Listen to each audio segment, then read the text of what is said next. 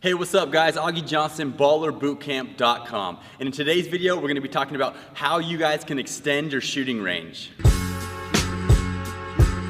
Okay, so if you guys wanna extend your shooting range, the first thing you need to do is get up more shots, okay? So every time you get in the gym and you get up whatever, 300, 400, 500 shots, you're actually strengthening your arms, you're strengthening your technique, and really you're becoming a more efficient shooter naturally by just seeing what makes and what misses. A lot of times when players get in the gym and they shoot a lot of shots, they're always missing short. So if you want to extend your range, you need to focus on not missing short, because if you're missing the majority of your shots short, then obviously you're not going to be able to step back and increase your range. So the first thing you need to do is get up what I call bulk shots. Whether you go in the morning to work out and you do your ball handling, your finishing, your shooting, that's great. That's what you need to be doing. But you also need to be getting in other workouts where you get up bulk shots. So that means you're getting up 500 shots, whether these are spot up, on the move, popping out. It doesn't really matter as long as you're getting them up to strengthen your shot. That's in turn going to help you extend your range. What I always tell players is that when they're working out and working on their shot, it's okay to take one step back beyond your range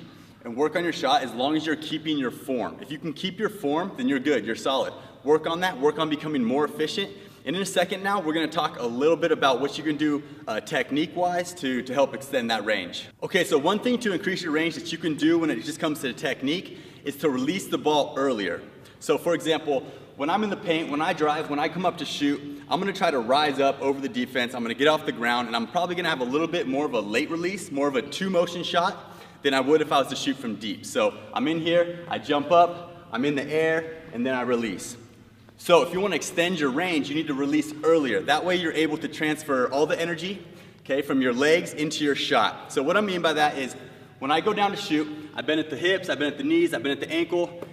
Now when I rise up to shoot, I need to be able to transfer all this motion and all this power from here, boom, into my shot. The way I do that is by releasing the ball earlier, okay? So when I go up, boom, these all snap at the same time. Now I'm off the ground, and I need to have the ball here as soon as I'm off the ground, okay? See how the shoulder rotates with the hips? So that as soon as I get off the ground, boom, I'm into my shot, and that way I'm able to have a one motion shot and transfer all that power into my shot. That's one quick tip to help you guys extend your range.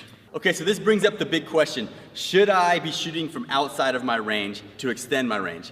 And believe it or not, my answer and my opinion on this is yes, you should. Now, obviously, if my range is this three-point line, I don't want to be stepping way back here and just chucking the ball. But if my range is right about here at this three-point line, it's not a bad idea to sometimes take a step back, try to keep your form, and get up 100 shots around the arc from this distance, one step beyond your range, okay?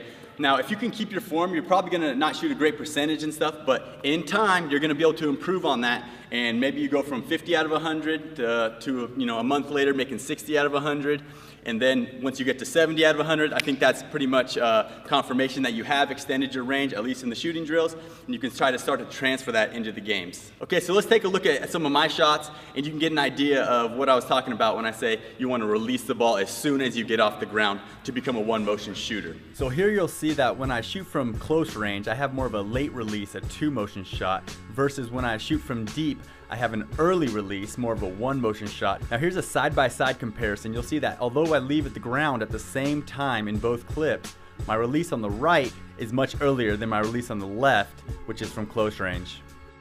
Alright guys, I hope you guys liked this video. If you did, please click like. Please share it with your friends on Facebook, Twitter, or whatever social media you like to use. Subscribe if you haven't subscribed, new videos every week. And most importantly, head over to ballerbootcamp.com. The first link in the description, you head over there, you got a free workout for you guys that you can download, print out, take to the gym, follow to improve your shooting and ball handling and finishing, okay? So I hope to see you guys inside that workout. Head over there right now, and I'll see you guys in the next video.